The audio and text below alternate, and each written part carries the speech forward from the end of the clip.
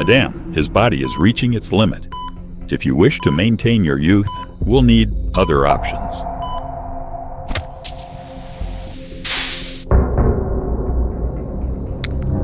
Useless.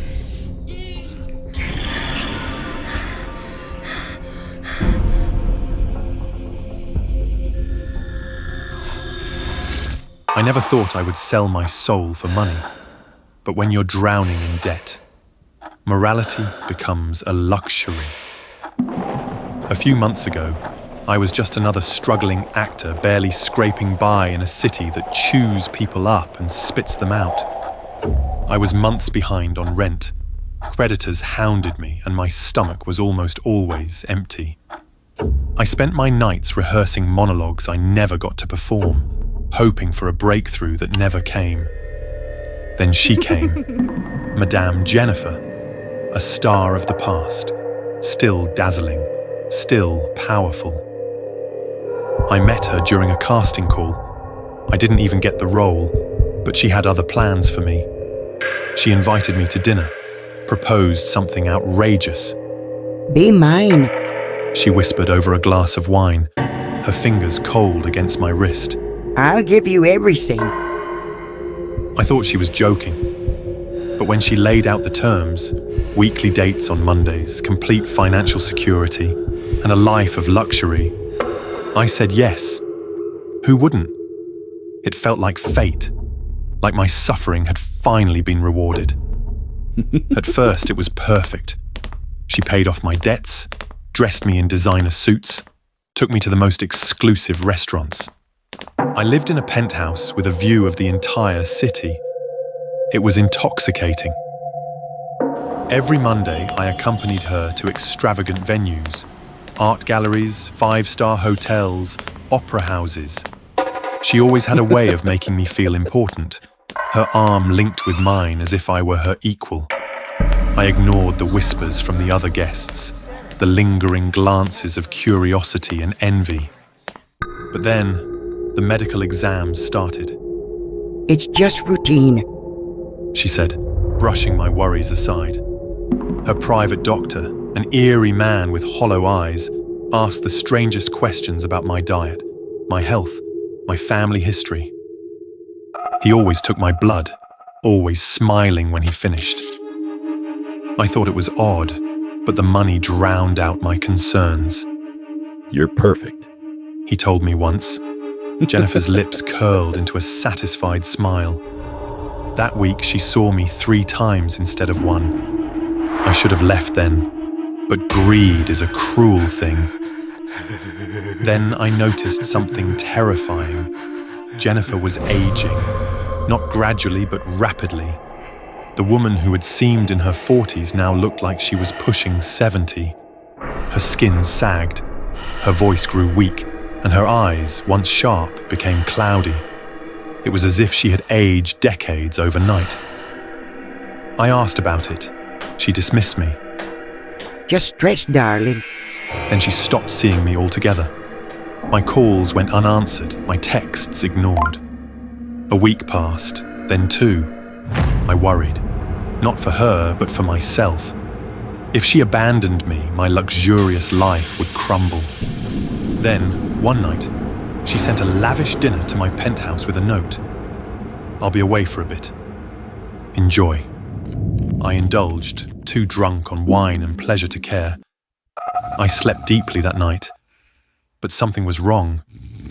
In the middle of the night, I awoke to a dull pain in my arm. My body felt sluggish, my limbs heavy. It felt like I was submerged in thick water, unable to move properly. Then I saw her. A decrepit old woman hovered over me, holding a syringe of blood. My scream caught in my throat as the shadows shifted. The more blood she took, the younger she became. Her wrinkles smoothed, her hunched form straightened. And then, I recognized her. Jennifer. I yanked the needle from my arm and bolted. My heart pounded as I stumbled toward the door. My vision swam, my body felt weak, but adrenaline pushed me forward. I could hear her breathing heavily behind me. the sound transforming from the ragged wheeze of an old woman to something stronger, something predatory. You shouldn't have done that! She hissed, her voice regaining its seductive lilt.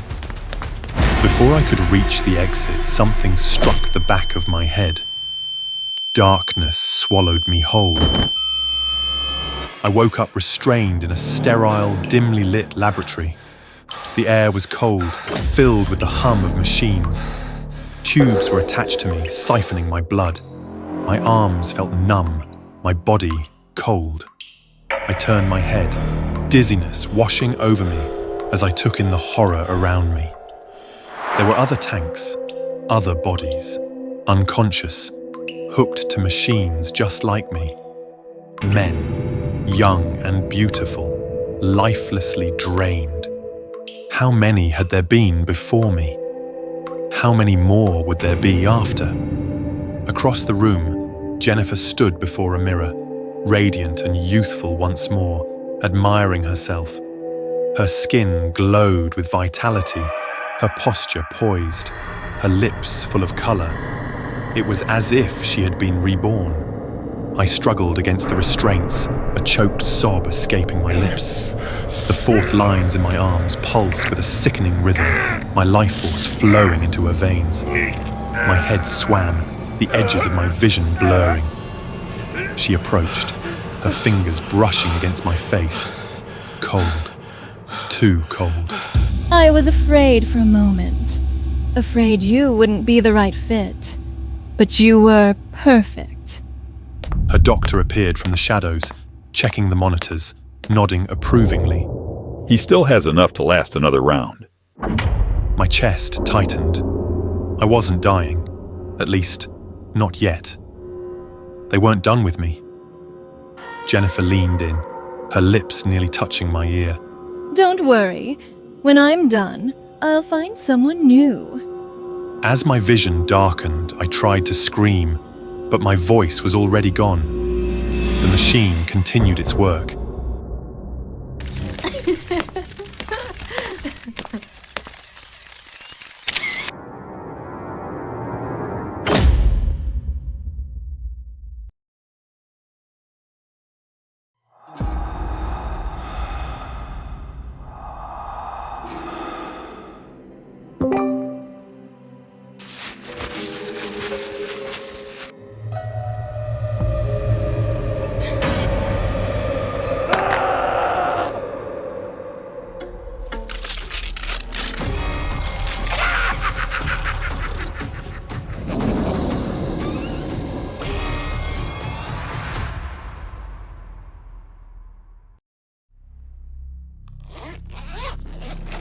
This is the third suicide in just 2 weeks. The whole town feels really heavy and scared right now. I'm Thomas, the psychologist sent to assist with the investigation. Please accept my sincere condolences. My son was fine, I swear it. That stupid game is to blame. Thomas, the victim was playing Shin Sonic right before they died. No drugs were discovered at the scene. I want to sue the game company. Please try to calm down, ma'am. We will definitely investigate thoroughly and give you and the families of the other victims a satisfactory answer. None of the victims had a history of depression, and they weren't connected in any way. The only thing they had in common was this Sonic game. I don't believe in stuff like curses. I've done some preliminary research on this game, and look at this. The purple and yellow color palette keeps players feeling trapped, and the sound effects that go above 85 Hz increase feelings of anxiety and fear. This game is using imagery and sound that's way too intense for a horror game. Yeah, especially that VHS tape. The scream is so real, it's creepy. Can you help me put together a more detailed report? Sure, I'll download the game and give it a try. I went home and started downloading the game. Creating an account was easy. I started playing at 10 p.m. I tried to finish the game as fast as possible. I was determined to uncover the mystery behind it. But things weren't as simple as I thought. Once I started playing, the game kept pushing me to complete tasks at all hours of the day. I haven't been able to sleep properly for 2 days, and tonight was no exception. It's 3:02 a.m., and because I was 2 minutes late for a task, the game gave me a jump scare as punishment. That creepy VHS clip woke me right up. It's a way to manipulate players into always being ready for the next task. The third night, I was so stressed and tired that I couldn't sleep. My subconscious was constantly reminding me of the game tasks. I knew it was a bad sign. And then, the game task appeared. As I waited for it to load, I quickly noted the time. The timing of these tasks is so weird. There's no pattern. It's like the game's sole purpose is to keep players awake and punish them for not following the rules.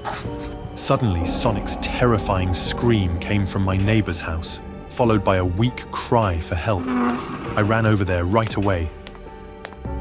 I burst into my neighbor's house, and the sight in front of me was horrifying. My neighbor, usually a healthy guy, looked like he was having a heart attack, and next to him was his phone, playing Sonic's scream. I rushed over, laid him down, and turned off the sound. The room was quiet, and I could feel my heart rate and my neighbors slowing down. I called an ambulance. While I was waiting, a thought hit me. My neighbor's cry and Sonic's scream kept echoing in my head, and they sounded strangely similar. Could Sonic's scream be a death sound, or was it a cry for help? A cry for help from Ethan. Just then, the paramedics arrived and took my neighbor away. I wasn't needed there anymore. Willis, I've found a crucial clue. Can you check if there's anyone named Ethan at Company X? Sure enough, my guess was right. After getting Ethan's file, Willis and I went straight to Company X. Ethan lives alone in this town. He's a game programmer and lives at Company X. No one has seen him leave the company for 6 months. Or maybe he couldn't leave. We finally arrived at Company X. Hopefully, we won't leave empty-handed.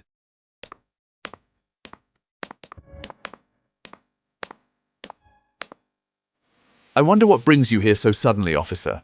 Nothing much. Just a report of a missing employee named Ethan. I thought I'd check it out. The moment he heard the name Ethan, I saw a look of panic on the CEO's face. Suddenly, Willis's dog started barking loudly. It was barking at a life-sized animatronic. The barking was unusual. I had a feeling he'd found something. I'm sorry, officer, but we don't allow pets inside. Sorry, I'll take him outside.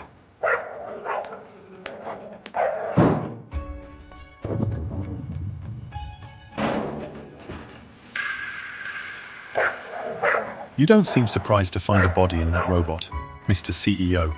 I don't know anything about it. Mr. X, you're a suspect in Ethan's death. Come with us to the station. At 8 a.m. this morning, the CEO of the famous game company known for the Shin Sonic game was arrested on charges of manslaughter and concealing a body. Ethan, an employee who was the main developer of the Sonic character, was forced to work 16 hours a day for 3 months straight. Eventually, he suffered a heart attack and collapsed at his desk. But the company's crimes don't end there. The company used Ethan's dying image and his desperate cries as the source material for the Sonic character to make the game more realistic. Ethan's body was hidden inside an animatronic displayed in the company's main lobby. The toxic content, images, and sounds in the game are a major factor contributing to the psychological decline of players and have been linked to recent mysterious suicides.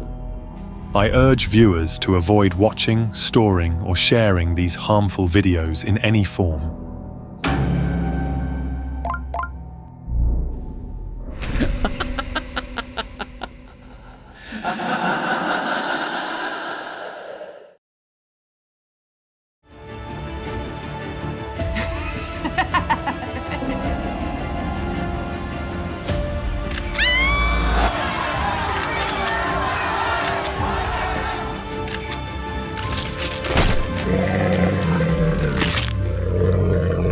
What was that disgusting creature just now?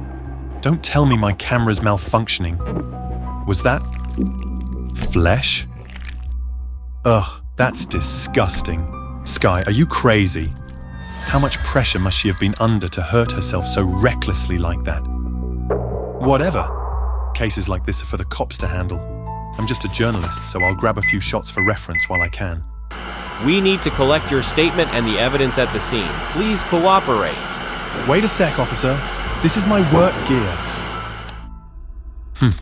Good thing I was smart enough to back up all the photos to the cloud. I came to Sky's concert today to cover a story, but I didn't expect to end up witnessing a live suicide scene. Wait, why is the audience reacting so weirdly? Shin, you're really lucky, you know that? Your report today is definitely going to hit the hot search. Yeah, I'm organizing the materials for the post, but this photo looks kinda strange. The photo I was just looking at was different, wasn't it? Am I hallucinating or something? I don't see anything weird. You're probably just stressed out from seeing all that gruesome stuff. Once you've posted the article, take the rest of the day off. Got it, thanks boss. From the concert venue to the police station for a statement, then back to the office to publish the article. It's been almost 24 hours without sleep. What the... Why are you here looking for me? You want me to pull that mic out for you or something? Hey! Was that just a dream? Guess I'm just too exhausted today. I slept straight through until 10 a.m. Rushing to the fridge to grab something to eat, I found the stuff inside all messed up, like something had been rifling through it. But I didn't have time to dwell on it. But along the way, I kept feeling strange stares boring into me. When I turned to look at them, they just stared back with these eerie, twisted smiles, trying to scare me. Please, I'm scarier than any ghost. Just then, the crossing signal sounded and I quickly stepped onto the street. Suddenly, a piercing siren blared, and I saw a car speeding towards me, ready to crush me. I jumped aside just in time, barely saving my life. Once I made it across, I realized I had just run a red light. But I swear I heard the signal go off. And that's when that creature appeared again. The strange hallucinations nearly killed me. I decided to take leave from work and see a doctor immediately. The results of your MRI and psychological test show some abnormalities. Look here, this is your amygdala, the part that regulates fear. But yours has calcified. It's possible you have a condition called Urbach-Wiener syndrome, which makes you unable to feel fear. It's caused by a lack of dopamine in your brain, but all your other emotions seem normal. Not feeling fear, but what does fear even feel like? Shin, I just got word that everyone who attended Sky's concert is showing signs of depression. Over 10 suicides have already happened. You'd better stay in the hospital for now. Yes, thanks boss. I'll be careful. My journalist instincts, recent experiences, and the disturbances at home confirm it. That monster is nearby. All I need to do is set up some surveillance cameras and quietly wait for the results. Another peaceful night passed without any strange dreams. I checked the fridge, and once again something had been there and eaten all the raw food. My job now was to review the camera footage and wait for my enemy to reveal itself. Everything seemed normal until 1:40 a.m. I saw a small creature crawl out of my ear. This creature was parasitizing my brain, so it's the one causing my hallucinations? Suddenly, a crimson hand appeared from behind, pulling my mouth into a grotesque smile. It was that monster. It was trying to fight back, but my heartbeat slowed and my mind was sharper than ever. The monster was so desperate to resist that it couldn't even create a complete illusion. I easily broke through it. It's time to deal with that monster. I'm thrilled. You monster! If you're smart, crawl out now, or we'll both die together. Suddenly, a sharp pain struck my head. Looks like the monster is afraid now. I can feel it crawling out of my head. The monster in front of me grew quickly, fueled by a terrible rage. You foolish human. Do you really think you can escape? Why not? With the home camera still recording, I'm about to go full badass and take this monster down. Tomorrow's news will be lit. A needle pierced the monster's heart, but my brain throbbed in pain as if something had stabbed through it as well. We are one now. If I die, you won't survive either. Currently, his biological responses and brain activity are still like that of a normal person. The creature's smile can't consume the dopamine in his amygdala and can't kill Shin to find a new host. Now it has consumed and replaced his brainstem.